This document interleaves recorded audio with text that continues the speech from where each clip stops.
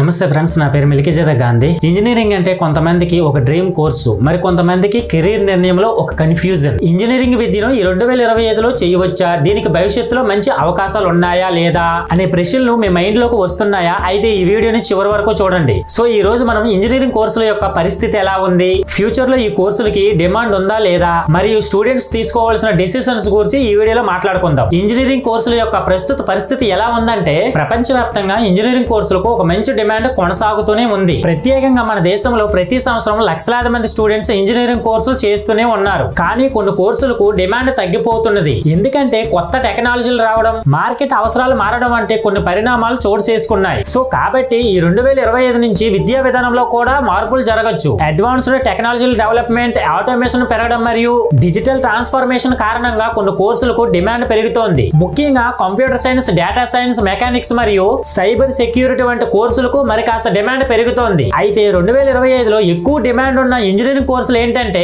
ఇప్పుడు నేను చెబుతున్న ఈ కోర్సులకు ఫ్యూచర్ లో ఒక మంచి డిమాండ్ ఉంది. First one, computer science and artificial intelligence కి సంబంధించిన మెకానికల్ లెర్నింగ్, డీప్ లెర్నింగ్ మరియు NLP కి ఒక మంచి డిమాండ్ ఉంది. Second one, data science and big data కి సంబంధించిన కోర్సులు, సో వీటికి కూడా డిమాండ్ ఉంది. ఇక థర్డ్ వన్, సైబర్ సెక్యూరిటీకి సంబంధించిన కోర్సులు కూడా డిమాండ్ ఉంది. Fourth one, mechanics and robotics సంబంధించిన కోర్సులు. ఈ కేటగిరీలో ఉన్న కోర్సులకు విస్తృతంగా డిమాండ్ ఉంది.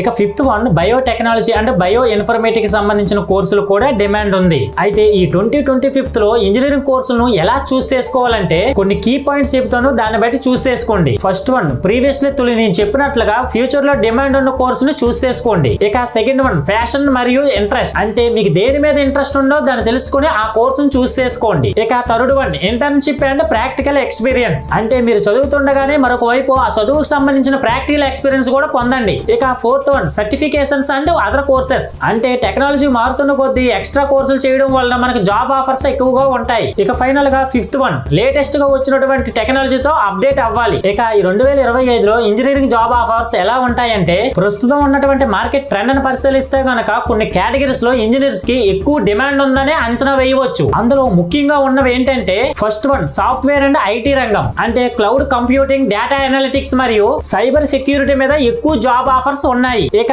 Second one, automation and AI రంగం, అంటే ఆటోమేటెడ్ సిస్టమ్స్ మరియు AI బేస్డ్ ప్రొడక్షన్ మీద కూడా జాబ్ ఆఫర్స్ ఉన్నాయి. ఇక third one, manufacturing and production రంగంలో కూడా జాబ్ ఆఫర్స్ ఉన్నాయి. లైక్ ఆటోమేషన్, 3D ప్రింటింగ్, వాటిలో కూడా జాబ్ ఆఫర్స్ ఉన్నాయి. ఇదంతా కాదండి, ఇంజనీరింగ్ సంబంధించిన కోర్సుల్లో ఏ కోర్సు చేయాలి, లేదంటే ఈ ప్రపంచంలో ఏ కోర్సుకి ఎక్కువ డిమాండ్ ఉందని నన్ను అడిగితే, ఆర్టిఫిషియల్ ఇంటెలిజెన్స్ కి సంబంధించిన కోర్సులకు డిమాండ్ ఉందని చెప్పొచ్చు.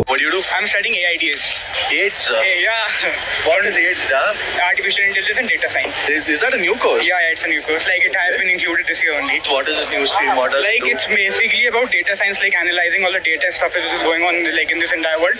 So it's pretty much about that only. How many years is this course? 4 years. And then once you finish, what is this like scope, opportunities and everything?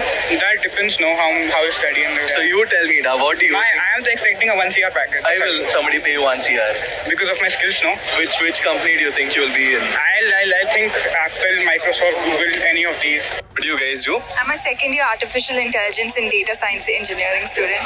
How did you guys get into this? I wrote Comet K and CET exams and I got into the last round of Comet K. So like now since AI is taking over everything, right? Is that an advantage for your degree or is that a disadvantage? For my degree, it will be definitely an advantage because I'll be training the models and working with it. How much did you guys spend on your degrees? I'm spending 20 lakhs. So why don't you tell us how the starting salary looks right after you're done with your degree? From my college, it'll be around 4-5 lakhs.